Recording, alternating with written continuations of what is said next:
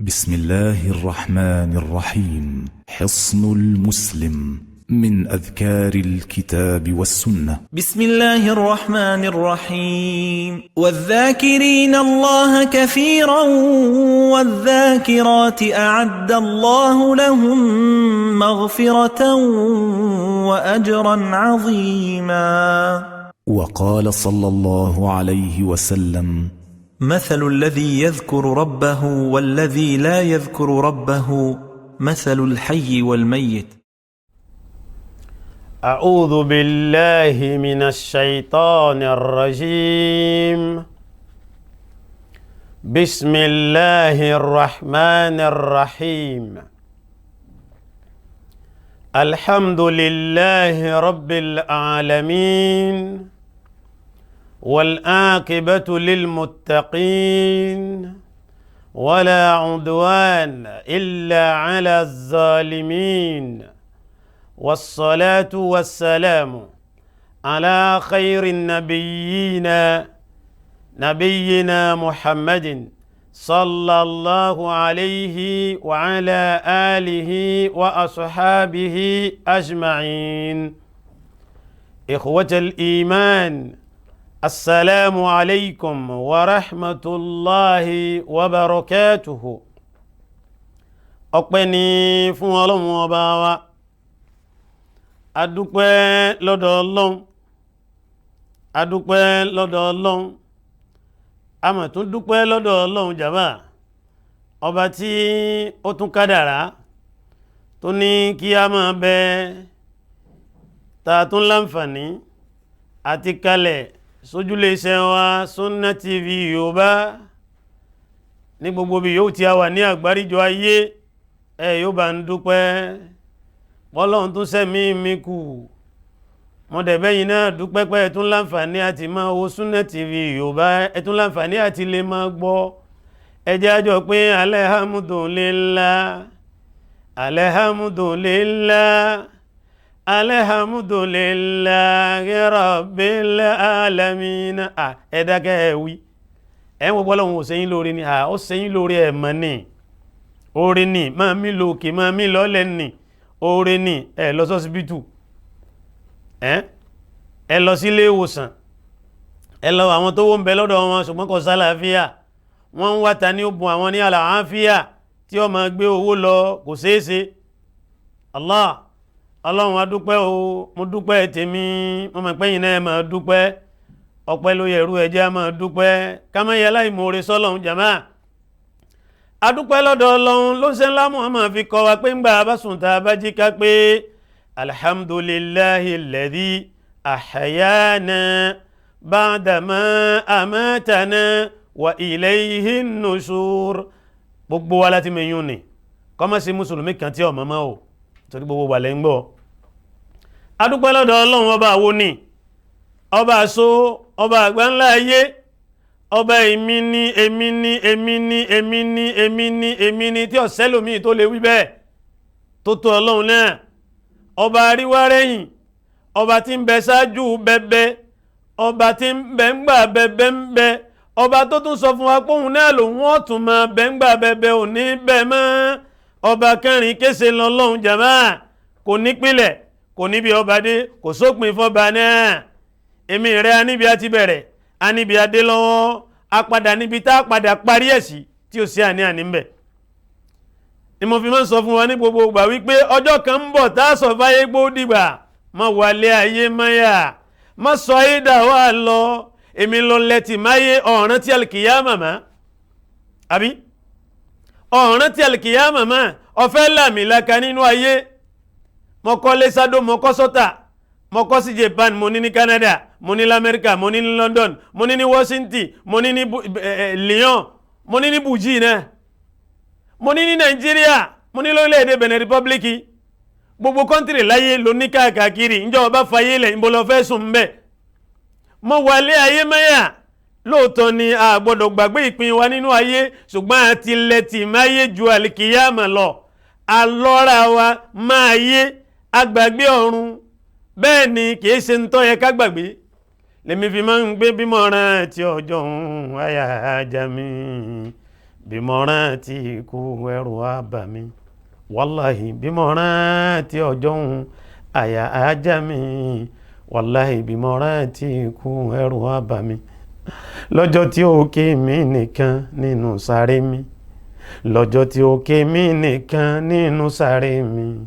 bí mo rántí ọjọ́ òun àyà á já mi bí kú bá dé nísìn dáadáa o mo ti ní tí mo fẹ́ lọ bá yìí tí ní ọlọ́run jẹ́ kí dáadáa wa kọ́ pọ̀jà yìí dáa wa lọ méjèèjì là ń ṣe kọ́lọ́n kọ́ yẹ́ àfihàn wa adúgbò lọ́dọ̀ ọlọ́run ọba àṣọ ni ọba tí ò ní kú ọba láyéláyé òun ni kò pé ó dògbò ibẹ̀ bí tí ń bẹ náà ní jama kọ̀wọ́ sálàfíwé ọba náà ó yàtọ̀ sí gbogbo àwọn ẹ̀dá tó dá òun lọ́ba tó kíra rẹ̀ pé fa'alun lima yuridu èmi lọ́ba ṣèyí tó wù ọba àrà òun ni kábíyèsí òun náà ló tún sọ fún wa wípé la yus'alu amma yaf'alu wa hum yus'aluna òun ni kábíyèsí ṣùgbọ́n yóò bí èmi lárí lọ́bẹ̀ tá a fi waru ọwọ́ tá a fi sintọ́lọ̀ ní àwa ṣe láyé adúpẹ́ lọ́dọ̀ ọlọ́run gbogbo eléyìí mo fi kí ọlọ́run jàmáà pé mo tiẹ̀ tún láǹfààní àti kalẹ̀ sójú lè ṣe wa Sunna TV Yorùbá bẹ́ẹ̀ lamojú ẹ̀rọ mi náà ní àyín adúpẹ́ o alékùn ìkẹ́ àti ìgẹ̀ kó máa bọ́ ń ṣẹlá Muhammad sallallahu alayhi wa sallam ẹni ọlọ́run fi sẹ́nà sí gbogbo ayé bàbá Fatima bẹ́mi ti máa ń wí ọlọ́run ṣègẹ́ṣègẹ́ fanabi Muhammad Rabbana ọba mi ta'ala jẹ́ ó kárí kò má yọ ẹnìkan lẹ̀ látàyé títí dé kíyàmá ṣègẹ́ṣègẹ́ fanabi Muhammad Rabbana ọba mi ta'ala jẹ́ ó kárí kò má yọ ẹnìkan lẹ̀ látàyé títí dé kíyàmá ọlọ́run bá wa ṣe bẹ́ẹ̀ fanabi òun àwọn ìyàwó àwọn ọmọ àwọn sàhábà àwọn ará ilé àwọn tó bá wọn lò àwọn tó tẹ̀lé wọn bẹ́ẹ̀ lórí àwa tòní náà fi ka gbogbo ẹni tó tún máa gbéṣẹ̀ lórí ìlànà ẹni dọjọ́ tí gbangba dẹkùn ọjọ́ alkiyama ọjọ́ tí ẹsẹ̀ ò ní gbéjì Allahu akbar ẹ̀yọ́ ma yá mi tí ẹ láǹfààní ní gbogbo igun mẹ́rin ayé tẹ́ ń wo Sunna TV Yorùbá mo kí wa mo kẹ́yìn àlùfáà wa látòkè dókè gbogbo ẹ̀yin bàbá albarika wẹ̀yìn yà albarika ẹ̀yin àlùfáà wa tẹ́ ń tukọ̀ wa ní àyín mo kí yín o ọlọ́wọ́n bá wa kí yín yóò bá wa dúpẹ́ fún yín gbogbo ẹ̀yin tẹ́ ń wò wá ojú tẹ́ fi ń wò wá ò ní fọ́ àwa láàmà wá ẹ̀yin náà láàmà bá àwa níjọ sí lásán àjọba bí ó ti lérè lọ́jọ́ al-qiyama ṣebí tẹ́ yín lo dátà tí yín sínú ọ̀dà bẹ́ẹ̀ púpọ̀ ibi tẹ́ ń lo mọ́ yín sínú ọ̀dà púpọ̀ ibi tẹ́ ń lo fọ̀fẹ́ yín sí ọ̀dà ibi tẹ́ ń lo wáífà bí wìfì yín hùn ní ibi tẹ́ ń lo sí ní ọ̀dà púpọ̀ mo kí wa bẹ́ẹ̀ náà ni mo kí àwọn ọlọ́wọ́ bọ́tì ni wa lójú iléeṣẹ́ wa Sunna TV ní àyín mo bẹ̀ lọ́n fún yín akàdùn ní mú yín lọ́wọ́ àlọ́ àbọ̀ yín ọmọ dáa ẹ̀ ní bápò yín wọ̀ jàkadì pẹ̀lú ògo Ọlọ́run tẹ́ bá ti ń tọwọ́ bọnú àpò ẹ máa rówó mu jáde ẹnu àpò yín ọmọ dọ̀tí fún pé ọwọ́ ń wọ bẹ̀ ní gbogbo ìgbà tí ń mú owó jáde ni bẹ́ẹ̀ lọ́lọ́run ó ṣe àwàjọba bí ó ti rèrè lọ́jọ́ al-qiyama mo kí àwọn ọmọ bàbá wa lọ́mọ lè gbàgbé bàbá wa olóògbé Alhaji Saifuddin Zakariya àríkọ́ṣe súpà kẹlẹ́lẹ́ ọlọ́njẹ́ al-qiyama ó dá fún bàbá yìí àti gbogbo àwọn ìyá tí wọ́n lọ́nu lẹ́nà àti inú àwọn ọmọ tí wọ́n ti lọ náà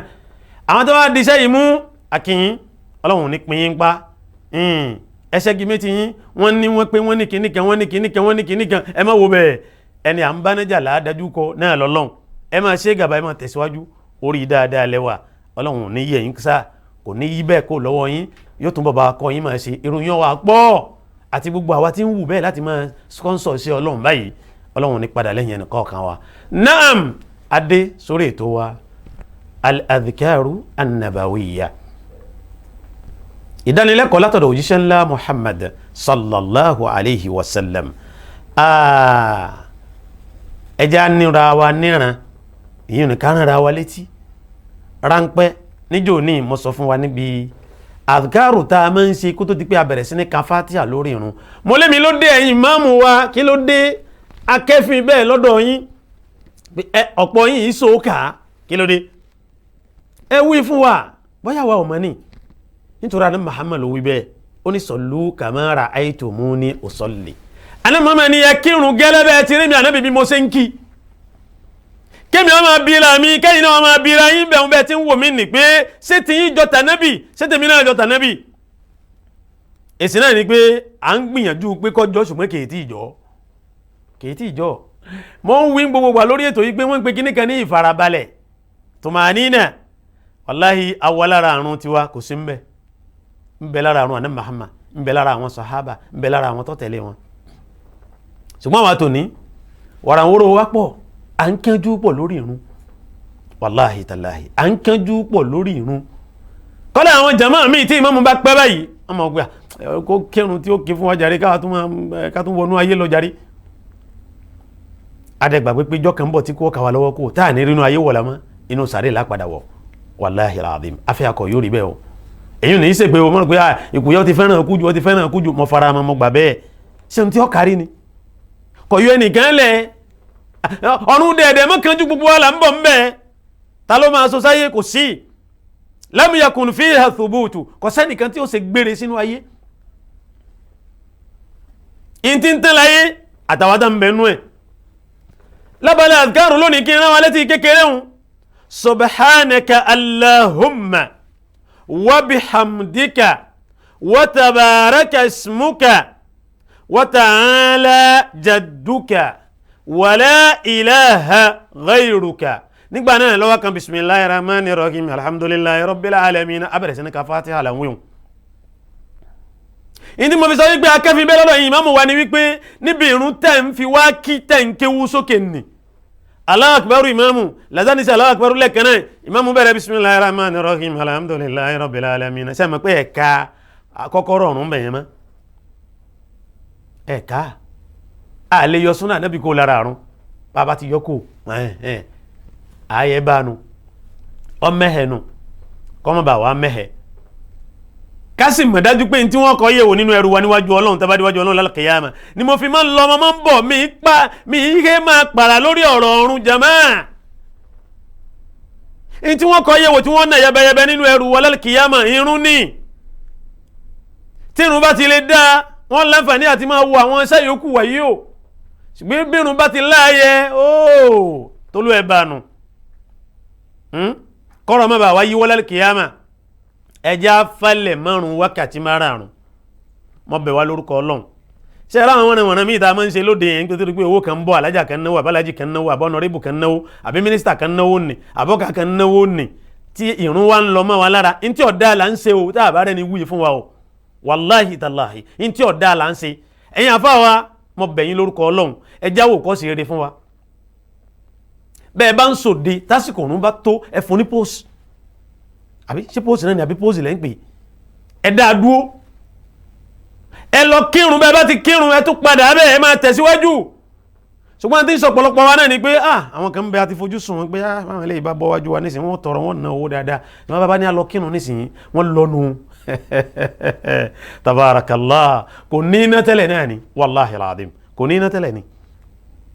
kí ni mo wí kò ní iná tẹ́lẹ̀ ni nídìí eléyìí ọdọwọ́ tìmí ọdọwọ́ tìyín náà ìrun wákàtí márùn-ún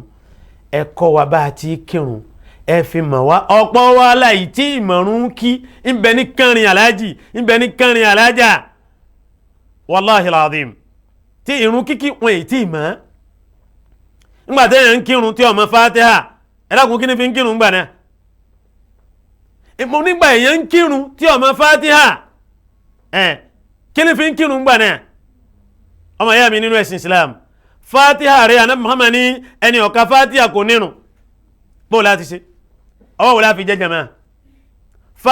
fatiha alhamdulillahi rabbil alamin ní ẹjá mọ́ bá ti mọ́ bó láti kírun gbàna alájá àwọn lẹ́yìn mọ́ fatiha mo tó dọ́dọ̀ yín lónìí o alájì wọn lẹ́yìn náà tí mọ́ fatiha dáadáa ká tó máa sọ àtàyà tá mà ní àtàṣáhùd mo sì ti wí fún wa mí gbogbo tí ń wí lábalẹ̀ àdìkárò yìí ẹ lọ gọ́gù rẹ̀ béèrè yóò gbé wá fún yín bẹ́ẹ̀ sì fẹ́ tún àwọn èyí náà gbọ́ ẹ fẹ́ tún àwòrán yìí wò ẹ láǹfààní lórí YouTube ẹ tẹ Sunna TV Yorùbá ń bẹ̀ yóò gbé wá ní gbogbo bí yóò tiẹ̀ wà lágbàrí ju ayé ni nítorí kíní yìí ojúlẹ̀ṣẹ́ yìí àfà ọkárí worldwide ní international ní ọkárí mọ̀rọ̀ wá ẹjá máa lọ bẹ̀ ká fara balẹ̀ gbọ́ àwọn àdìkárò ní ká dè mọ́lẹ̀ ká stọ́dì rẹ̀ ká memorize ẹ̀ ká sẹ́zí ẹ̀ kọ́ máa gbénu zẹ́nu wa inú mọ́kù bọ́gọ́ orí wa ọpọlọ wa ni kọ́ máa wà ń bẹ̀ jàmá ọdọwọ́ tèmi ọdọwọ́ tìyín náà. naam ibi tá à ń lọ ni nígbà tí a bá jí a dúpẹ́ fún Ọlọ́run pé alhamdulillahi alladhi ahyana ba'dama amatana wa ilayhi nushur. mo ní gbogbo wa láti máa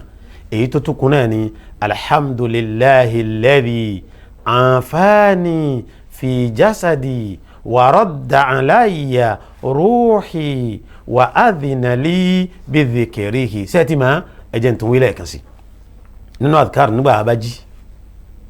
alhamdulillahi alladhi anfani fi jasadi wa radda alayya ruhi wa adhina li bi dhikrihi. inú àwọn adhkar nù nígbà tí abájí tá a fi dúpẹ́ fún Ọlọ́run pé ó tún dẹ̀mí padà sí wa lágọ̀ọ́ ara. ọ̀pọ̀ náà lájọ sùn tí wọ́n jí, ọ̀pọ̀ náà lájọ jí tí wọ́n jí dáadáa, wọ́n ń pọ̀ káàkú, wọ́n ti pé ọ̀pọ̀lọpọ̀ dìgbàdìgbà ọ̀dọ̀ hospital. bẹ́ẹ̀ bá tún wá sú gbogbo àná kọ́ nílẹ̀ tó máa ń sú bàjá máa ẹ̀rí. naam nígbà afẹ́ wọ toilet ayẹ̀gbìn ni afẹ́ lọ bí abùkátà ń bẹ̀ kí láàwíyá tó wọ bẹ̀ bismillah allahumma inni a'udhu bika minal khubuthi wal khaba'ith. ẹ̀gbọ́ allahumma inni a'udhu bika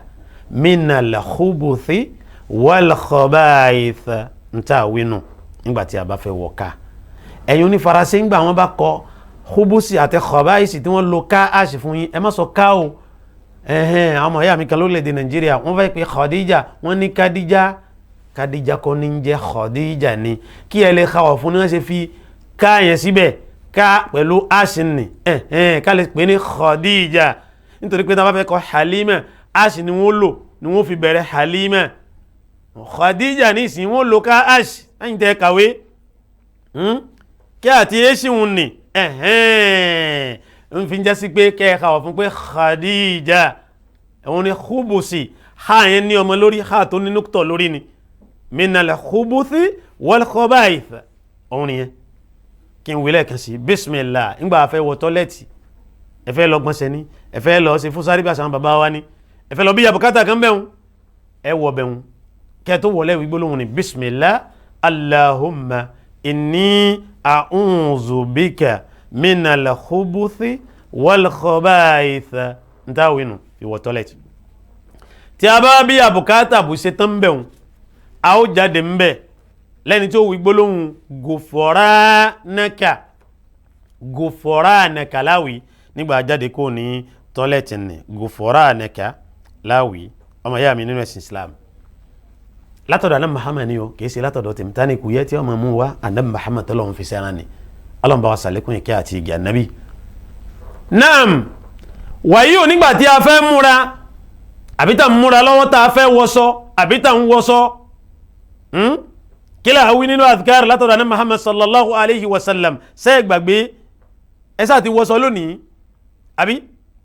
ẹ ti múra ànígbà bá múra nì fásọtá tí ń wọ̀ ti pẹ́ tí í ṣe pé tuntun ni tí a ṣẹ̀ṣẹ̀ fẹ́ wọ̀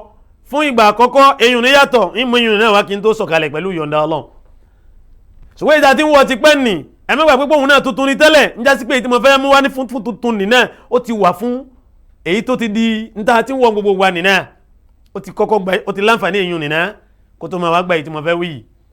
tí a bá múra ká pé alhamdulillahi alladhi kasani hadha thawba warazaqanihi min ghairi hawlin minni wala quwwat. ẹgbọ́lẹ̀ kan sí nígbàtà bá múra ń tàà wínú látọ̀dọ̀ òjíṣẹ́ ńlá Muhammad sallallahu alaihi wasallam alhamdulillahi alladhi kasani hadha thawba warazaqanihi min ghairi hawlin minni wala quwwati. nta winu ṣùgbọ́n tó bá já sí wípé aṣọ tuntun ni yálà ara ríran la fẹ́ wọ̀ fún ìgbà àkọ́kọ́ kì bá jẹ́ borun yín bá jẹ́ hijab kì bá jẹ́ skashif àbí èwo tún ní mbẹ̀ kì bá jẹ́ jàlíbábà nì kò bá jẹ́ èyí tí ọ̀lápá nì ó ti yé singlet dèbàdẹ́ kọ́yẹ́ sọ́ọ̀tì ní kàgẹ́ èyí wọ̀ jẹ́nu aṣọ tuntun tá a fẹ́ wọ̀ fún ìgbà àkọ́kọ́ kọ́yẹ́ trọ́sà yìí hùn náà ó ti yé àbí kábà nì ó ti yé kí là wí tó bá jẹ́ tuntun ni a wí pé Allahumma bá ti bẹ̀rẹ̀ ti ẹnu ǹjẹ́ ti mọ̀ yàtọ̀ ń bẹ̀nu èyí tá a ti ń wọ̀ ti pé alhamdulillahi la fi bẹ̀rẹ̀ ṣùgbọ́n tuntun ni a bẹ̀rẹ̀ pẹ̀lú Allahumma lakal hamdu anta kasautanihi as'aluka min khayrihi wa khayri ma suni'a lahu wa a'udhu bika min sharrihi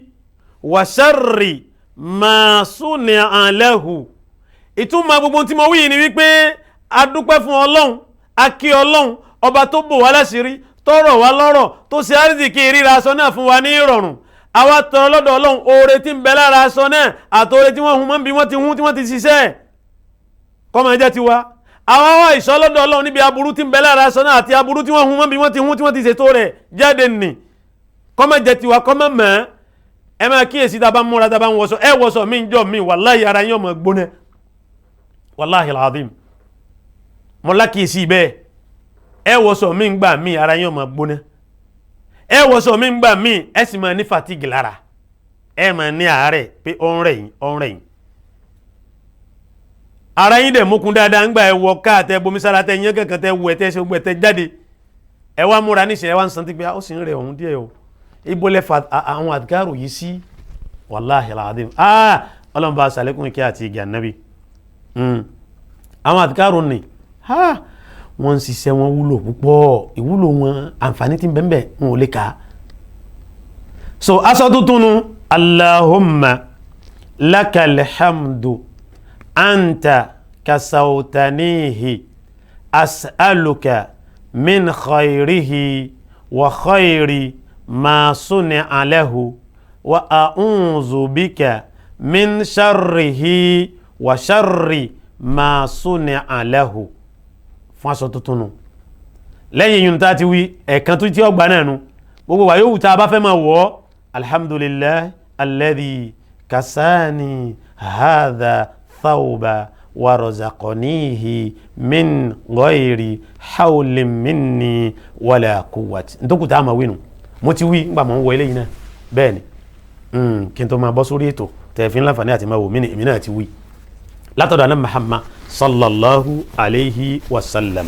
ọlọ́run bá wa sàlékún ìkẹ́ àti ìgẹ̀ ànábì tó fún wa láwọn àǹfààní yìí tá a fi ń mà á tó àwọn amúrabùsẹ̀ là ń wo gíláàsì kí n tó tẹ̀lé ra wọn bẹ́ẹ̀ à ń wo mìíràn ẹ̀ ń wo jígí ẹ̀ ń wo ìwògbè ẹ̀ ń wo mẹ́rú àkàbí ẹ̀ ṣeun kí láà wí látọ̀dọ̀ àná Muhammad àwí gbólóhùn tí ń bọ̀ wáyìí Allahumma ahsin khuluqi kama ahsanta khalqi. Allahumma ahsin khuluqi kama ahsanta khalqi. Yorùbá rẹ̀ ní pé ọlọ́run o bùnmí níwà tó dáa jẹ́ níwà dáadáa gẹ́lẹ́ bó ti dá mi tí mo ṣe wò nínú àwòrán yìí jẹ́ níwà dáadáa bẹ́ẹ̀ Yorùbá rẹ̀ nú ọlọ́run o bí mo ti ṣe wò nínú gíláàsì nínú dígí nínú àwòrán yìí nínú mírọ̀ yìí nínú ìwògbè yìí ọlọ́run o bùnmí wà dáadáa bẹ́ẹ̀ jẹ́ nílé máa hùwà dáadáa abẹ́ẹ̀ rí ọ̀pọ̀ náà tẹ́ bá bẹ́ẹ̀ lómi ìwọkọ̀ jàmá wọ́n yí ààyè wọn múra wọ́n ṣe ó gbọ́ ẹ̀ wọ́n ṣe é wò dáadáa ṣùgbọ́n bẹ́ẹ̀ bá tọ́ wọn ẹ rí deuxième phase ẹ rojú kejì wọn lẹ́sẹ̀kẹsẹ̀ wọn ní lọ́wọ́ rárá ẹlòmíì tó sọ fún mi pé moi je ne pardonne pas sọ̀rọ̀ nu lẹ́nu ọmọ ádámà bọ́lá wọn bá pardonné tiẹ̀ ṣé wọ́n kù láyé ẹ̀rọ ni ó ti lọ tipẹ́ ilẹ̀ ó ti ta sí wọn ó ti gbàgbé ẹ̀ nítorí náà ẹ ṣeun nítorí náà mọ̀rọ̀ wá lórúkọ Ọlọ́run ẹjẹ́ àmọ́ rántí ọjọ́ kan tá a sọ fáyé bó dìgbà ẹjẹ́ àmọ́ rántí ọjọ́ tí wọ́n gbé wa pẹ̀lẹ́pẹ̀lẹ́ gẹ́gẹ́ lọ́wọ́ nù sáré la budda min yawmin tasiru ila al-qabr kò sí ọjọ́ kan bọ̀ tí ọlọ́nù sáré ìrántí ọlọ́run náà ni ẹjá ní kí n lè rẹ̀ǹgbẹ́ kí n tó padà wá. ìrántí ọlọ́run náà ni ẹjá ní bá lówó bá ní ká ṣe sùúrù, bá bímọ bá òbí ká ṣe sùúrù, bá kọ́lé bá òkọ́ ká ṣe sùúrù. ìrántí ọlọ́run náà ni ẹjá ní. Assalamu alaikum warahmatullahi wabarakatuh. Ìkànnì tẹ́ ń wò yìí náà ní ìkànnì Sunna TV, níbi tí àwọn onímọ̀ ti ń tẹ̀ ìmọ́lẹ̀ sórí ẹ̀sìn Islam látọ̀rí Sunna TV, ìmọ́lẹ̀ nínú sunna nabi Muhammad sallallahu alayhi wa sallam. Ní gbogbo ìgbà ní kẹ́ ẹ máa wò wá tí ẹ sì máa rí ẹ̀kọ́ ẹ̀sìn kọ́ lórí ìkànnì yìí náà ni o. Òun ló múlẹ̀ rẹ̀kẹ̀tẹ̀ yàtọ̀ yìí. Gbogbo mùsùlùmí lọ́kùnrin àti lóbìnrin, ẹ jẹ́ ká máa wo Sunna TV. Ẹ jẹ́ àwọn ọmọ wa náà máa wo Sunna TV kí wọ́n lè bá ní ìmọ̀ tó péye nípa sunna. Ìkànnì tó ń tàn mọ́lẹ̀ sínú ẹ̀sìn ni Sunna TV Yorùbá. Ẹ máa wò wá ní gbogbo ìgbà kẹ́sì máa kọ́ ẹ̀kọ́ tó péye nípa sunna. ìrántí ọlọ́run náà ni ẹjá ní ìyá bàbá. ìrántí ọlọ́run náà ni ẹjá ní àǹtí bùrọ̀dá wa. ìrántí ọlọ́run náà ni ẹjá ní ẹ̀gbọ́n àtàbúrò. ìrántí ọlọ́run náà ni ẹjá ní bá lówó bá ò ní ká ṣe sùúrù o, bá kọ́lé bá ò kọ́ ká ṣe sùúrù. àní bá bímọ bá ò bí ká ṣe sùúrù. ha bá láya bá ò ní ká ṣe sùúrù, kódà bá lọ́kọ bá ò ní ká ṣe sùúrù. ìrántí ọlọ́run náà ni ẹjá ní. ẹ káàbọ̀ padà sórí ètò wa al-adhikaru an-nabawiyya, ìdánilẹ́kọ̀ọ́ látọ̀dọ̀ òjíṣẹ́ ńlá Muhammad sallallahu alayhi wa sallama. mo sọ fún wa nípa bá a bá ń wo jígí, à ń wo ìwògbè, à ń wo mìíràn, ẹ̀ ń wo mìíràn. nígbà ẹ múra bù ṣe ẹ̀yin obìnrin ẹ fẹ́ràn bẹ́ẹ̀. ọwọ́ àánú àwọn ọkùnrin náà ṣùgbọ́n kò lè tó tẹ̀yin obìnrin láyéláyé, kò lè tó. ọwọ́ àánú àwọn ọkùnrin míì náà bẹ́ẹ̀ afá yóò wo mìíràn. ẹ̀yin obìnrin ẹ rí pé ẹ wo mìíràn lé, ẹ tún wò nínú mọ́tò, ẹ tún ní pélébé kan tẹ́ máa ń fi sínú àpò léwọ́ yín tẹ́ tún máa ń wò ó. wọ́n kọ̀ pẹ̀lú àwọn ẹnìkan ó kù sáátà ká débi ṣíṣe tá ń lọ, wọ́n tún yọ kíní pélébé hùn, wọ́n tún wá gbé mìíràn, wọ́n wá ń wò, wọ́n wá mú kíní kan, wọ́n bẹ̀rẹ̀ sí tún ojú wọn tẹ̀ dáadáa nítorí pé a ti ní sàlẹ̀ nínú ọkọ̀ náà. mo wá wọn pé tó ojú náà ni ò sí nù padà máyì, má bá nù nísìnyí yọ́ bàjẹ́, yọ́ bá gbogbo kíní kan tí wọ́n kù ní yọ́ bàjẹ́. èmi ò pé ọ̀dà o, ṣùgbọ́n ẹ̀tún àlìkìyámà sí, ẹ̀tún àlìkìyámà sí, ẹ máa wo àlìkìyámà ránṣẹ́. ọlọ́run ní a'udhu billahi minash shaitanir rajim ya ayyuhal ladhina amanu taqullaha wal tanzuru nafsum ma qaddamat lighadin. ọlọ́run lápẹ́ yín olùgbàgbọ́ òdodo, ẹ bẹ̀rù ọlọ́run kíkó wọ́n sì mọ òun tí ń tarí ṣáájú fẹ́mi ara rẹ̀ tí ọlọ́ọ̀dé bá lọ́la. Jésù ọ̀la tilẹ̀ rẹ̀ fẹ́ mọ́, ọ̀la tí ń bọ̀ wá tó pé tó bá dé ọjọ́ kan ò tún ní gbẹ̀yìn rẹ̀ mọ́, ọjọ́ kan ò ní tẹ̀lé mọ́. Allahu akbar. ẹ jẹ́ á máa wo bẹ̀yẹn ránṣẹ́ ní gbogbo ìgbà ká mọ̀ tá a ṣe láyé, ọjọ́ ń lọ o. bílẹ̀ tí ń sún tí ń mọ̀ nì là ń súnmọ́ sáré wa o, àwa là ń gbàgbé o. wọ́n ní ilẹ̀ ń sùn lẹ́mọ̀ ọlọ́jọ́ ń kájọ́, ọmọ ádámà ń gbàgbé. àdúrà yẹn nìyẹn nígbà bá ń wo dígí. Allahumma ahsin khuluqi kama ahsanta khalqi. ọlọ́run tún wà mí ṣe, jẹ́ níwà dáadáa gẹ́lẹ́ bó ti dá mi tí mo ṣe wọnú àwòrán yìí, bùnmí wà dáadáa bẹ́ẹ̀. ọlọ́kọ̀ àǹtí sẹ́ẹ̀ mọ́ sẹ́ẹ̀ wí gbà ìwò mìíràn lónìí, ọlọ́kọ̀ ọ̀yá sẹ́ẹ̀ mọ́, ọlọ́kọ̀ bọ̀dá mi sẹ́yìn náà mọ́, ọlọ́kọ̀ aláàjì sẹ́ẹ̀ mọ́, ọlọ́kọ̀ aláàjà sẹ́ẹ̀ mọ́. bẹ́ẹ̀ bá mọ ẹ̀kọ́ kẹ́ mọ́ gbólóhùn mélòó náà ni Allahumma ahsin khuluqi kama ahsanta khalqi. káyọ̀ ni orin lẹ̀ ń ká sórí nísìn, fíìmù lẹ́lòmí ń ká sórí. ọmọ adáma ha nǹkan títí débi wípé àmójú ẹ̀rọ mi wọ́n ká bí wọ́n ti ń gbà máa ṣì, wọ́n ha gbogbo ẹ̀ àti mìnútì tí ń lọ lórí ẹ̀ wọ́n ha sórí. nínú ayé tá a wà yìí náà ni o. náà fùtùbálẹ̀ lòun nígbà wá jẹ́ fùtùbálẹ̀ ńkọ́ ọ̀wọ́lọ̀ màtáyà yìí ó sì jẹ́ mùsùlùmí, kí ló wá ń jẹ́ mùsùlùmí fún gbà náà. ọmọ àtáyàtù lè láyé ọmọ, ṣùgbọ́n ọ̀ká bí wọ́n ti gbà máa ṣì fáínà, bí wọ́n ti gbà látòkè délẹ̀ ó ti ẹ̀ka sórí. sẹ́mí fáínà ọ̀ká, kọ́tà fáínà ọ̀há. ṣùgbọ́n bẹ́ẹ̀ bá bí gbé àtàṣáhùdà ẹ bá wa kà á. àyọ̀ ní àtáyà làwà ò tó ní mọ̀ ní àmà àtáyà ṣe bá ń kírun ọba ti débi irun amọ́ ń ka àní ẹ̀ kà á fún wa ká gbọ́ ní ìsìn. ọba di àtáyàtù lillahi, àsákìyàtù lillahi. àtáyà lẹ̀ ń kà wọ́n, àtáyà kọ́ lẹ̀ ń kà wọ́n. ọ̀dà kò burú kí mẹ́yìn wálẹ̀ kan náà ẹ̀ ṣeun. ìyá ẹ̀ mọ́ pépà pẹ̀lú báyìí kẹ́ dé mọ́lẹ̀. aláàjì kìí ṣe torí pé ẹjá aláàjì là ní sọ fún yín ẹ má àtáyá ẹ gbọ́ ẹ má àtáyá kódà èèyàn mùsùlùmí ń bẹ kọ̀mọ́ bá ti sálámà yóò mọ̀ yàrá lẹ́nu pé ikú yẹ́bù ló ti jẹ́ tẹ́yàn onímọ̀ bá ti sálámà bẹ́ẹ̀ ni mẹ́nà gbà tẹ́yàn fẹ́ sálámà tó ní asàlámù ní aleikum ṣọ́ sálámà nù èwo ni asàlámù ní aleikum níbo ní ìbólẹ̀ ti rí asàlámù ní aleikum kò sí asàlámù ní aleikum ṣe gbọ́ ṣe pé kò mọ sálámà sánú ọ̀dà kò burú ẹni wọ́n sálámà sí tó fẹ́ dá sálámà ńkọ́ ó ní wàmí àlékún sàlámù ṣé wàmí àlékún sàlámù ni wọ́n ń sọ ni hábà ọ̀dà bí àwàdà wàláhì kìí sàwàdà ó tọ̀rọ̀ ni ẹlẹ́kùn tẹ́ bá sálámà sí yín pé assalamu alaikum wa rahmatulahi wa barakatuhu bóyá wọn àfi wa rahmatulahi wa barakatuhu wọn àfi kún wọn ní assalamu alaikum ẹ̀yin dáhùn pé wa alaikumus salamu wa rahmatulahi wa barakatuhu wọ́n ti kọ̀ǹkan lẹ̀ fún yín lọ́dọ̀ Ọlọ́run ìtọ́rọ ẹlòmíọ̀ mọ́ bá ti dáhùn sálámà kọ́dà ẹlòmíọ̀ mọ́ ìyàtọ̀ ń bi ẹgbẹ́ mi lélẹ́yìí àbúrò mi ni ẹ̀gbọ́n mi ni bọ̀dá mi ni kò mọ ìyàtọ̀ ń bẹ nítorí mọ́ àwọn kan bọ́kùnrin sálámà sí wọn yóò ní wa alayki salam bóbìnrin sálámà sí yóò ní wa alayki salam bí ìyá rẹ̀ sálámà sí yóò ní wa alayki salam bí bàbá rẹ̀ sálámà sí yóò ní wa alayki salam bẹ́gbọ́n rẹ̀ sálámà sí yóò ní wa alayki salam ìjà ìgbélé yìí kò mọ ní ó lérò pé bẹ́ẹ̀ lẹ́yìn máa ń dáhùn sálámà ní wàláhì mọ́ àwọn èèyàn bẹ́ẹ̀ mọ́ ń fàsìkò yìí sọ fún yín wípé ẹ má máa sọ wa alayki salam fún gbogbo èèyàn mọ́ ẹ má wí bẹ́ẹ̀ àwọn oníkéwú ní ọmọ yé pé bẹ́ẹ̀ bá sọ wa alayki salam fóbìnrin dọ̀míìrù tó yẹ kẹ́ lò fún nìyẹn yọmọ yá wọn oníkéwú ṣùgbọ́n àwọn ọmọ kéwú tá ń kéwú lọ́wọ́ yìí tá àti kéwú jìnnà kò tí ì yé wa ẹ dáhùn tí àpọ́nlé wa alaykumus salam wa rahmatulahi wa barakatuhu kódà fantasi fáàrí lẹ lómi tó fi máa ń ṣe yóò fi sakọ ni wa alayki salam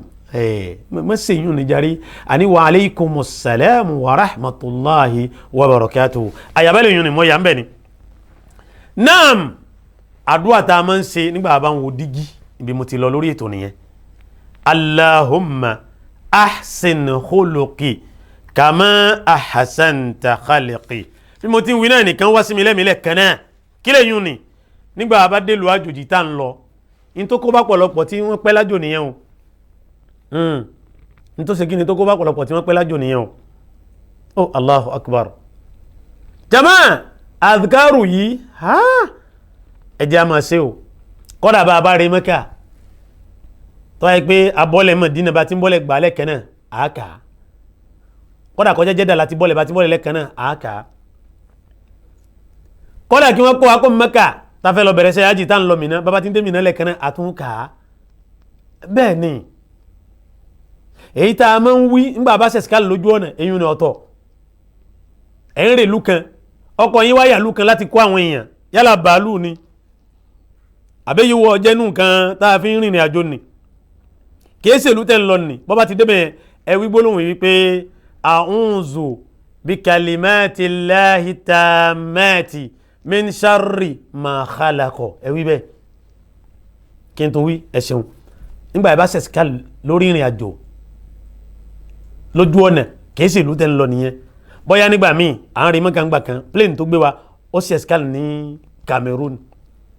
bó ti sọ akalẹ̀ ní Cameroon yẹn ọ̀pọ̀lọpọ̀ bọ́ọ̀lù ẹnu ọkọ̀ ẹni fẹ́ lọ ẹlòmí lọ bí yàbọ̀ àwọn bùkátà míì sàn pé bá ti fẹsẹ̀ kan lẹ́ni àwọn ìgbólóhùn pé a'udhu bi kalimati llahi tammati min sharri ma khalaqa afẹ́fẹ́ ẹbú tí bá ń fẹ́ lásìkò yẹn tẹ́ ẹ sọ̀kalẹ̀ nínú ìlú yẹn kò ní fẹ́ lù yín o dáadáa bẹ̀ náà ló máa fẹ́ sí yín lára látọ̀dọ̀ àná Muhammad kì í ṣe kù yẹ lọ́rọ̀ èmi ń bo èmi tí ń kí wọ́lọ́dọ̀ àwọn afá mi lọ́wọ́ ẹ̀rí naam Ànábì wa Muhammad sallallahu alaihi wasallam ó bùn wá ní adhkaru yẹn mọ̀ ń bọ̀ ń bẹ́ kí wọ́n mú àtàyà wálẹ̀ kanáà torí pé mọ́lálàájí ọmọ tẹ́lẹ̀ àmójú ẹ̀rọ mi tó rán mi létí ẹ ṣeun ọlọ́run nípa náà lákàyè náà ìgbàgbé òdẹ̀ lóògùn ní oníṣìn yóò ti lọ lẹ́ẹ̀kan náà èèyàn wà sọ̀kalẹ̀ wọn ni mo mọ̀ fẹ́ ka tashahud ìrántí ká ẹ bá ń gbọ́ tashahud òun náà lọ́lọ́ báyìí bismillahir rahmanir rahim attahiyatu lillahi wassalawatu watayyibatu assalamu alayka ayyuhan nabiyyu wa rahmatullahi wa barakatuhu assalamu alayna wa ala ibadillahi صالحين أشهد أن لا إله إلا الله وأشهد أن محمدا عبده ورسوله. ibi tá táyà máa ń kọ́kọ́ dé nìyẹn àtàṣáhùd. mo ti parí ojú àbí ẹ jẹ́ n farabalẹ̀ wí fún yín nísìn. attahiyatu lillahi wassalawatu watayyibatu assalamu alayka ayyuhan nabiyyu wa rahmatullahi wa barakatuhu. assalamu alayna wa ala ibadillahi salihina. ashhadu an la ilaha illallahu wa ashhadu anna muhammadan abduhu wa rasuluhu. àtàṣáhùdù lẹ́gbọ́n yẹn tá a mọ̀ ní àtáyà. àtáyà nù wọ́n bí ìyá kan pé bóòlẹ̀ tí máa ń ka àtáyà lẹ́yìn ìmáàmù nínú òrùn kẹ́ tó sálámà. ẹni tó tiẹ̀ béèrè bóyá wọ́n máa bí wọ́n mọ́ ó ní àtáyà mélòó lẹ́ máa ń kà. ìyá ní àtáyà tòun ó dìpẹ́ndì lórí bí mọ́ bá ṣe pẹ́ wájú àtáyà tàwọn ò fi pọ̀. ẹ sáwò ẹ kàkà gbọ́ nìyá bá bẹ̀rẹ̀ náà bá mú ká sórí ogun náà bá ní àtáyàtú àtáyàtú àtáyàtú àtáyàtú àtáyàtú àtáyàtú àtáyàtú àtáyàtú ẹ̀rí pọ́pọ́ àyàn lẹ́rìn. sátàyà lẹ́yìn kẹyìn àlájá àtúnwáwí tán wọ́n lẹ́yìn náà lọ Mẹ́kà. ẹlẹ́gùn gbogbo òrùn tẹ́ kí Mẹ́kà kí lẹ́ fi kí àtáyàwó lẹ́sẹ̀ sátàyàtú àtáyàtú yìí náà lẹ́ fi kí. ìmọ̀lọ́lá dín ní ọgbọ́n ògbé bàbá ń wí nǹkan mi lórí Sunna TV Yorùbá ẹlòmí ọ̀rọ̀ pàwàdà là ń ṣe kìí sàwàdà ń tàn rí inú ayé náà ni. àwọn tá ń pàdé yìí náà là ń mú wá la fi ń fúnra wọn dánilẹ́kọ̀ọ́ jàmá. tìyá nìyẹn á tún rí tẹ́yìn tí ẹlòmí náà. bàbá kan ká àtáyà ń dọ́kan ó ní atahiyatu lillahi azakiyatu lillahi atayibatu salawatu lillahi assalamu alayna wa ala ibadillahi salihin. mo ní sátàyà lẹ́ka yìí ohun àwọn bàbá wa ni wọ́n lò ṣùgbọ́n wọn àrátà yáka wọn àríkà rárá. ẹ̀rì mọ́ wá ní bàbá ẹja farabalẹ̀ kọyín wàláhì bàbá náà sì wọ́n lẹ́kọ̀ọ́ lára púpọ̀. wọ́n láwọn ọmọ báwọn ti ń kà títí àwọn fi ní 70 ọdún nìyẹn o. mo ní yé Allahu Akbar. sọ̀ndíjàn ni wọ́n ń pè bẹ́ẹ̀ jàre mọ́ bínú 70 ọdún sọ̀n pé ètò Yorùbá mò ń ṣe sọ̀ndíjàn 70 ọdún mẹ́wàá méje ní bẹ lórí bàbá náà. bàbá náà sì wá farabalẹ̀ wàláhì nítorí pé wọ́n kàwé wọ́n farabalẹ̀ wọ́n kọ àtáyà náà njọ́ náà wọ́n láwọn ó sì ha lónìí yìí náà làwọn ọ̀hà sórí nítorí àwọn sáà ní ma gbé fèyí síwájú ní gbogbo àfi máa kírun. a padà rí wọn wàláhì wọ́n láwọn ti ha wọ́n sì kà fún wa njọ́ náà ní kẹyìn tá a padà pàdé wọ́n wá ṣàdúrà tọ́pọ̀ báwọn ọmọ báwọn bá pàdé irú rẹ̀ kù yẹ báwọn ó ti kà táwọn fi lọ bọ́lọ́hùn nìyẹn. mo lọ́lọ́hùn ò ní mú yín sí nítorí pé ẹ mọ̀ wọ́n lè wá mú yín sí pé ẹ mọ̀ ṣùgbọ́n ẹ béèrè. wọ́n ní bẹ́ẹ̀ ni òótọ́ ni àwọn òsì béèrè o wọ́n ti pín tán káwọn láti kékeré náà ló bá wọn dàgbà ẹ̀rí ẹni tó fẹ́ mọ̀nù. ṣùgbọ́n ẹlòmí ilá gidi yóò ní ọ̀dà kò burú àwọn bàbá tí wọ́n kà á bẹ̀ fi lọ bọ́ lọ́hùn kọ́ wọ́n kà á bẹ̀ pẹ̀lú àìmọ̀ Ọlọ́run ó yà á fi wọn. ìwọ tó wá mọ̀ nísìnyí tó wá ń sagídí pẹ̀lú pọ̀ mọ̀ ńkọ́ lórí pé kò sọ̀rọ̀ mẹ́ ẹ jẹ́ n tún àtàyà ká lẹ́ẹ̀kan sí kí n tó wá lọ síbi àtìkáàrù tá a máa ń ṣe tá a bá délùú àjèjì ẹ má jẹ́ n gbàgbé ẹ ṣeun. àtàyàtù rèé àtàhìyàtù lillahi wassalawatu watayyibatu assalamu alayka ayyuhan nabiyyu wa rahmatullahi wa barakatuhu assalamu alayna wa ala ibadillahi salihin ashhadu an la ilaha illallahu wa ashhadu anna muhammadan abduhu wa rasuluhu. ibi tí ma ń kọ́kọ́ dé nìyẹn ṣùgbọ́n àtáyà gbẹ̀yìn ká tó sálámà ẹ ká débi alákọ̀ọ́kọ́ yìí ẹ wà wọnú sọ̀látù ibrahimiyya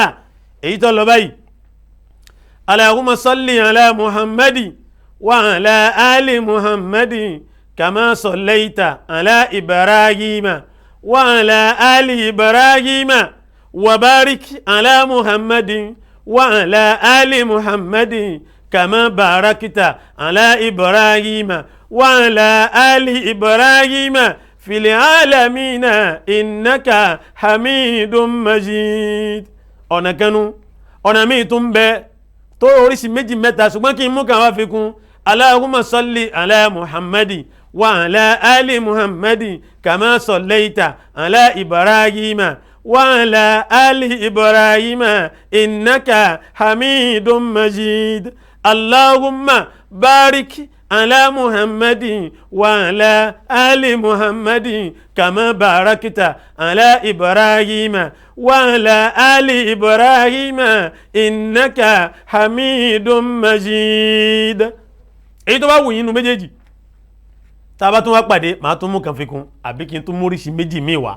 látọ̀dọ̀ alẹ́ Muhammad ni o kì í ṣe mi mo fọ́ọ̀mù rẹ o alẹ́ Muhammad sallallahu alayhi wa sallam kò sí fọ́ọ̀mù rẹ nítorí pé wa ma yantiqu anil hawa kìí sọ̀rọ̀ fẹ́nu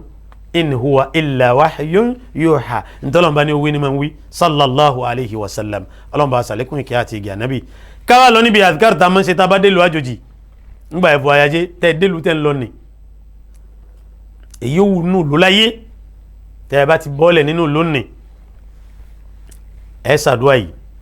Allahumma ẹ dákun ẹ mú báyìí rò pẹ̀lú pépà o bí pẹ̀lú fèyí àbí kẹ́ ẹ tẹ́bi ẹ ti ń kàǹkan nù pọ̀táàbù tí yín wọn ni ẹ lè tẹ́ sórí whatsapp ẹnì kẹ́kẹ́ fi ránṣẹ́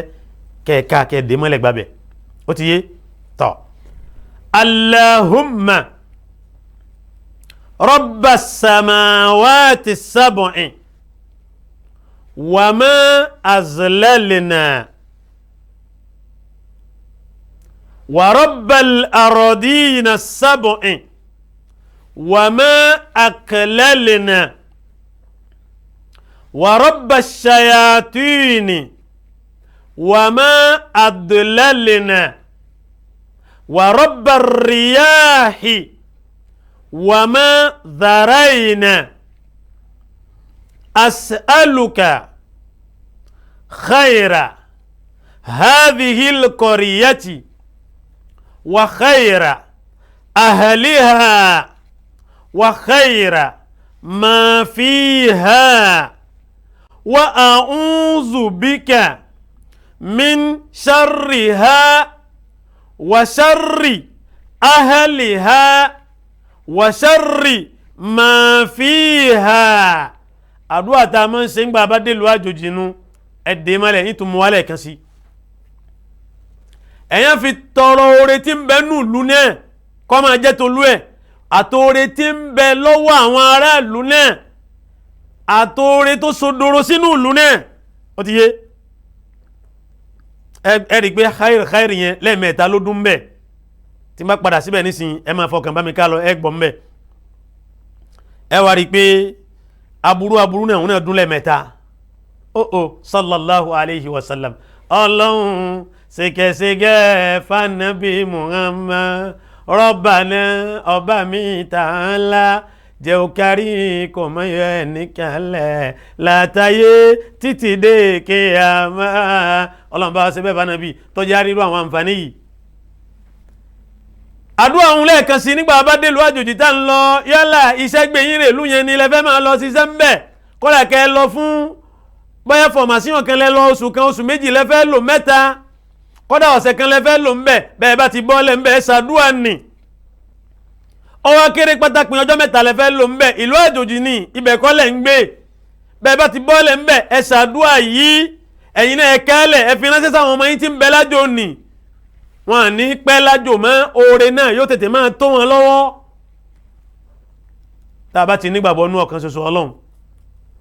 ẹ gbọ́ lẹ́ẹ̀kan sí àdúrà tá a máa ń ṣe ń gbà bá dé lu àjòjì òun náà lọ báyìí Allahumma rabbas samawati sab'i wa ma azlalna wa rabbal ardina sab'i wa ma aklalna wa rabbash shayatini wa ma adlalna wa rabbar riyahi wa ma zarayna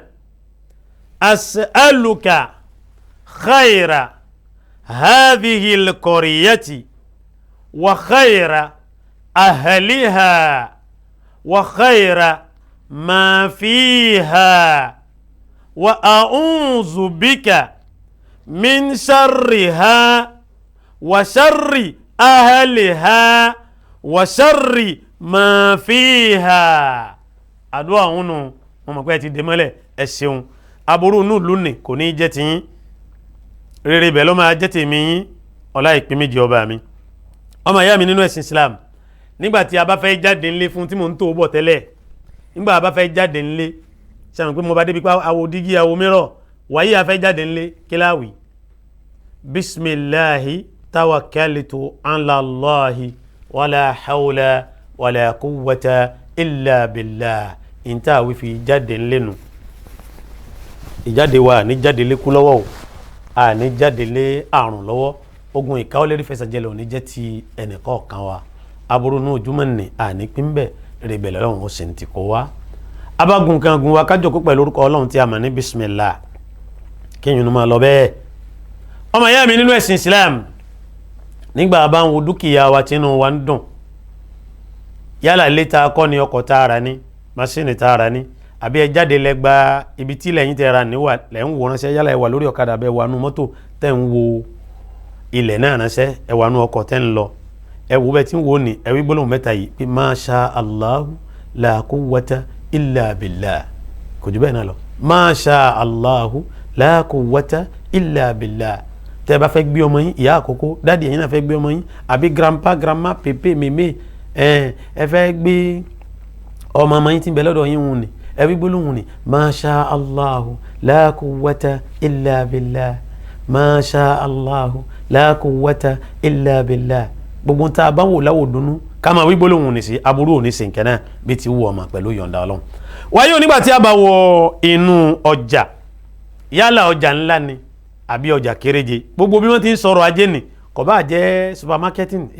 supermarché lẹ́fẹ́ wọnú ẹ̀ dákun torí Ọlọ́run. kọ́dà nínú ọgbà bí wọ́n ti ń ta ọkọ̀ ni wọ́n ń sọ̀rọ̀ ajé ńbẹ̀ náà ni wọ́n ń ta àbí wọ́n ń ta wọ́n ń ra ńbẹ̀ náà ni. gbogbo gbàtà bá fẹ́ wọnú ọjà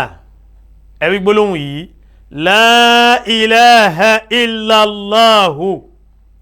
wahdahu la sharika lahu lahul mulku wa lahul hamdu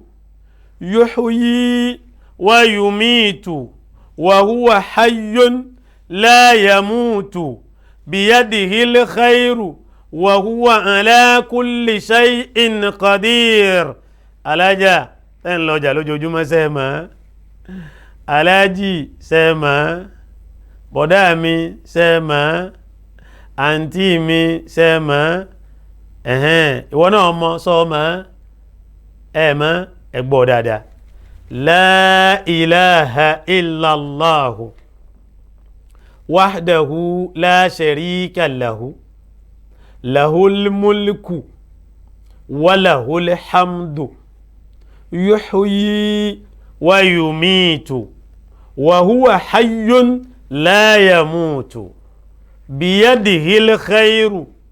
wa huwa ala kulli shay'in qadir. nta wí fi wọ inú ọjà nu tọ́ ọmọ ayá mi nínú ẹ̀sìn Islam tí a bá lọ Ọlọ́run jẹ́ a máa láǹfààní àti darí padà wọlé wa láyọ̀ àti ìdùnnú ẹ̀rí ń gbà dé tá a fẹ́ wọlé kí là wí bisimilahi walajina wa bisimilahi kharajina wa anlallahi rabbina tawakkalina adé salama fi wọlé yálẹ̀ èèyàn bẹ́ẹ̀ nù lẹ́ni kò sí èèyàn bẹ́ẹ̀ ni sunna ní Muhammad fẹ́ ká wọlé lẹ́ni tí ó salama pẹ̀lú gbólóhùn asalaamu alaykum wa rahmatulahi wa barakatuhu. nta wí ngbà bá darí dé láti wọlé nù ẹgbọ́ lẹ́ẹ̀kan sí bisimilahi walajina wa bisimilahi kharajina wa anlallahi rabbina tawakkalina asalama fi wọlé. ìtumọ̀ rẹ̀ náà ni pé pẹ̀lú orúkọ Ọlọ́run la fi jáde lọ lónìí pẹ̀lú orúkọ Ọlọ́run náà la tún fi ń wọlé àlẹ́lómi ta agbára lé àyàfọ́ Ọlọ́run láláfẹ̀yìn tí wá òun nìyẹn àwa sálámà fi wọlé àláfíà Ọlọ́run ìkẹ́ Ọlọ́run àánú Ọlọ́run kó máa bá wọn tí ń bẹnu lẹ́yìn náà nù. ọmọ ayá mi nínú ẹ̀sìn Islam látọ̀dọ̀ àná Muhammad ni o sallallahu alayhi wa sallam. tọ́ nígbà bá fẹ́ wọnú mọ́sálásí ṣé gbàgbé ó ti pọ̀ lórí ètò yìí ṣé gbàgbé bismillahi ẹ ṣeun bismillahi wassalatu wassalamu ala rasulillahi allahumma iftah li abwaba rahmatika inta wí fi wọ inú mọ́sálásí nù tá bá dé mọ́sálásí tí ìbá ṣe pé wọ́n ti gbérun dúró aláǹfààní àti yan náfìlà méjì fi kí mọ́sálásí aláǹfààní àti yan náfìlà méjì fi kí mọ́sálásí so wọ́n tá bá ti gbérun dúró tí wọ́n ń kírun ọlọ́kọ̀ àfà wọ́n yan náfìlà kankan mọ́ alájà ẹ má yan náfìlà kankan mọ́ alájì ẹ má yan náfìlà kankan mọ́ bọ́dá mi ẹ má yan náfìlà kankan mọ́ kọ́dà àlùfáà mi ẹ ní náfìlà kan tẹ́ ẹ fẹ́ yàn mọ́ ẹ bá wọn lórí ìrun ni ẹ darapọ̀ mọ́ wọn. àkíyèsí pàtàkì níbi tá a ti máa ń wọ inú ìrun ẹlòmíì wọ́n ti wà ní rúkú ọwọ́ mọ́ aláwàkárù ẹyọ kan fi bá wọn rúkú lẹ́ẹ̀kan náà wàláhì ẹ̀ tí ì wọnú ìrun o nítorí kẹ́ ẹ tó wọnú ìrun ẹ tó sáfún ni pẹ̀lú wọn ẹ ṣe kábàrà alákọ̀ọ́kọ́ tá a fi máa ń kọ́kọ́ bẹ̀rẹ̀ ìrun yẹn tá a mọ̀ ní takbiratul ihram ẹ ṣe yẹn náà ẹ wá sẹ́yìn sí aláwàkárù fi bá wọn ní orí ìṣesí yòówù tí wọ́n wà yẹn bóyá rúkú ni wọ́n wà ìtẹ́ kọ̀kọ̀rọ̀ báyìí àbí forí kanlẹ̀ gẹ́gẹ́ tá a mọ̀ ní sujud ìgbà náà lẹ́tọ̀ mú Allahu Akbar fi lọ bá wọn bẹ̀ ṣùgbọ́n ọ̀pọ̀lọpọ̀ à ń ṣàkíyèsí pé Allahu Akbar ẹyọ kan náà lẹ́ fi ń bá wọn lórí ìṣesí yẹn kò dáa bẹ́yìn bá ti gbọ́ ní ìsìn ẹ sọ fọmọ ya yín tí máa ń ṣe bẹ́ẹ̀ pé kò dáa ẹ tí ì bárun yẹn rárá lóòótọ́ ni tàbá bá ìmáàmù ní rúkú abáraka yẹn ṣùgbọ́n takbiratul ihram ti bọ́ fún yín ẹ ṣe yẹn náà ni ó ti yé ẹ ṣeun tó wáyé onígbà tí a bá jáde nu mọ́sálásí lẹ́yìn náà kí n tó jáde kó nu mọ́sálásí níbi tí mo wà yìí kí n tó jáde nu mọ́sálásí lọ́jọ́ jímọ̀ àwọn mistake kan wáyé tẹ́ ẹ máa ń ṣe kódà kí ìmáàmù ọmọ ṣe kútúbà kẹ́yìn tó gbé fóònù yín kẹ́ ẹ tún máa tẹ̀ ẹ́. oui allô l'imam est en train de prêter le sermon bó jẹ́ le sermon ni èyí tí wọ́n wí mbẹ́. ó tún sọ̀rọ̀ lórí fóònù ìmáàmù sì ń ṣe kútúbà lọ́wọ́ èyí ò dá o àbẹ̀ kan gbà náà lẹ́lọ́mí ò gbé tíntíntíntíntín ọ̀tẹ̀ alo ń bọ́ lọ́wọ́ àwọn ọ̀fẹ́ wájú mọ̀ ni ìmáàmù ti gẹ̀rí mímbàrì kódà ó ti ń dẹ́sẹ̀ tọ́ ọmọ bẹ́ẹ̀ ni èmi kọ́ àná màmá ni ká má sọ ká ìfẹ́ ní tí ń bẹ̀lẹ́gbẹ̀ẹ́ wa nígbà tí ìmáàmù bá gorí mímbàrì tó bẹ̀rẹ̀ kútúbà bẹ́ẹ̀ bá ṣe bẹ́ẹ̀ ó súnmọ́ kírun ọ bọ́ fún yàn kódà o ẹ má jẹ́ àmọ́ ṣe bẹ́ẹ̀ mọ́ ẹlòmíì kò ní pa fóònù ẹ̀ kò ní gbé sí silence tá a mọ̀ ní silencieux àbí kó gbé sí plane mode avion appel kan ò ní wọlé message kan ò ní disturb rẹ̀ ẹ̀yin tẹ́ ẹ máa ń ṣe ẹ̀ka rẹ̀ láyé ẹlòmíì àwọn tó ń lọ́kọ̀ yóò fi fóònù ẹ̀ sínú ọkọ̀ ni fi wọnú mọ́sálásí wá àwọn kan tún bẹ wọ́n tún gbé fóònù wá àṣùbà o mọ́sálásí àṣùbà tó jẹ́ pé àdúgbò lọ́wọ́ àtọ́ jáde nínú létọ́ wáyìn yóò tún gbé fóònù ẹ̀ lọ́wọ́ yóò tún gbé wá sàṣùbà kí ló wá fi ṣe ọfẹ́ kàṣíkàrì nínú ẹlẹ́yìn irun ni àbí wo ló fẹ́ ṣe pẹ̀lú fóònù ó fẹ́ lọ sórí TikTok àbí ó fẹ́ lọ sórí Facebook ó fẹ́ lọ sórí Twitter àbí mo bẹ̀ wá lórúkọ Ọlọ́run ẹ má jẹ́ kí fóònù kó mú láyà wa ju ìrun táǹkì lọ o mo yà ń bẹ̀ ní nítorí pé n tí ń rí lọ́pọ̀lọpọ̀ àwọn mọ́sálásí wa ní o bẹ́ẹ̀ ni o mo rọ̀ wá lórúkọ Ọlọ́run o bẹ́ẹ̀ ni wọ́n ló ní fóònù rẹ̀ èmi kọ́ mọ́ bá ọ̀rá wọ́n ló lówó tó fi rà lóòótọ́ ṣùgbọ́n Ọlọ́run ní jẹ́ ó kó ọ sí yọ́yọ́ lálùkìyàmà Ọlọ́run ní jẹ́ kí ni kò ní jẹ́ ó kó ọ sí yọ́yọ́ lálùkìyàmà dátà rẹ tó ń rà kí ló fi ń ṣe mọ́ àti fọ̀fẹ́ tó ń rà sórí fóònù tiẹ̀ kí ló fi ń ṣe wífì tó níní tó ń náwó lé lórí lóṣù ní kí ló fi ń ṣe jàmá ìbéèrè yẹn padà sọ́dọ̀ kó wá ní ọmọ dáhùn rẹ̀ mọ́ yà ń bẹ̀ ni wáyé o akínú bùsí ajáde kó nu mọ́sálásí kíláwí bisimilahi wassalatu wassalamu ala rasulillahi allahumma inni as'aluka min fadlika allahumma aṣímúni mina ṣaitọ́ni rajim níta wí nígbà jáde nínú mọ́sálásí nù ọ̀dọ̀wọ́ tèmi ọ̀dọ̀wọ́ tìyín náà lábala adhkaru nabawi ìdánilẹ́kọ̀ọ́ látọ̀dọ̀ òjíṣẹ́ ńlá Muhammad sallallahu alayhi wa sallam. ní tí mo fi bẹ̀rẹ̀ tẹ́ ẹ bá gbàgbé òun náà ni kọ́kọ́rọ́ ọ̀run tọ́pọ̀lọpọ̀ ọ̀yẹ̀pẹ̀rẹ̀ rẹ̀ ó gbójú kò ń bẹ̀ àná Muhammad ló sì mú wá ànábì ó sì ní mú kíní kan wá tó mọ́ jásí pé àǹfààní ní bẹ́ẹ̀ òun náà ni ńgbà bá ṣe kábàrà alákọ̀ọ́kọ́ lórí ìrun àdìkárù tá a máa ń ṣe kó tó di pé a bẹ̀rẹ̀ sí ní ka Fatiha àdìkárù tá a máa ń ṣe yẹn òun náà ni subhanaka allahumma wa bihamdika wa tabaraka ismuka wa ta'ala jadduka wa la ilaha gairuka àdúrà yẹn ni a máa ń ṣe kó tó di wípé a bẹ̀rẹ̀ sí ní ka Fatiha lórí ìrun ọmọ ìyá mi nínú ẹ̀sìn Islam bẹ́ẹ̀ bá mọ̀ ẹ gbìyànjú ni láti lọ mọ̀ tá a bá mọ̀ ló fi dáa jù tó nínú àwọn àtikárò ojoojúmọ́ ìkan bẹ oníbà tí ṣe lówùrọ̀ oníbà tí ṣe ní àṣálẹ́ bá ti ṣe lówùrọ̀ òun náà ni Allahumma bika asbahana wa bika amsayna wa bika nahya wa bika namutu wa ilayka nushur bá ti wí lówùrọ̀ nu ẹgbọ́lẹ̀ kan sí Allahumma bika asbahna wa bika amsayna wa bika nahya wa bika namutu wa ilayka nushur lówùrọ̀ nu tó bá di àṣálẹ́ àwa wí báyìí Allahumma bika amsayna wa bika asbahna wa bika nahya wa bika namutu wa ilayka al-masir ẹgbọ́lẹ̀ kan sí tó bá jàṣà alẹ́bà tí wí Allahumma bika amsayna wa bika asbahna wa bika nahya wa bika namutu wa ilayka al-masir bá ti wí ní àṣálẹ́nu látọ̀dọ̀ òjíṣẹ́ ńlá Muhammad sallallahu alayhi wa sallam ọlọ́run bá wa sàlékún ìkẹ́ àti ìgẹ̀ ànábì sallallahu alayhi wa sallam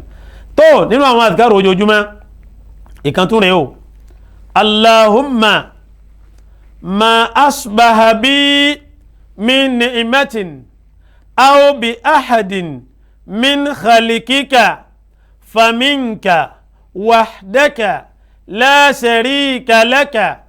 falaka alhamdu walaka ash-shukru ẹgbọ́lẹ̀ kan sí lówùrọ̀ Allahumma ma asbaha bi min ni'matin aw bi ahadin min khalikika faminka wahdaka la sharika laka falaka alhamdu walaka ash-shukru lówùrọ̀ nu tó bá di àṣálẹ́ àwa yí padà níbẹ̀rẹ̀ ń kò jù bẹ́ẹ̀ náà lọ Allahumma ma amsa bi sàn pé lówùrọ̀ ma asbaha bi lawi Allahu akbar ọjọ́ náà ti tún lọ lónìí Allahumma ma amsa bi min ni'matin aw bi ahadin min halikika faminka wahdaka la sharika laka falaka alhamdu walaka ash-shukru bí ó ti mọ lọ́jọ́ tó nírè á tún máa pàdé lọ́jọ́ mi ọjọ́ rí ọlọ́run má ṣe yìí láwìí má ṣe ní àgbọ́mọ àti àwòmọ́ fún ẹ̀yin náà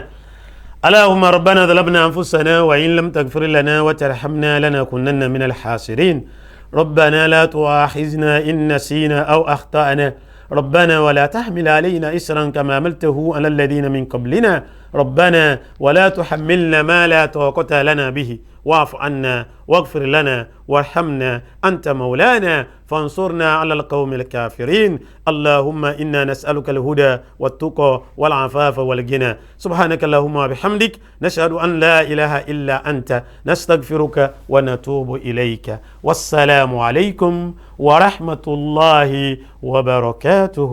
مع السلام وإلى اللقاء الله أكبر الله أكبر الله أكبر لا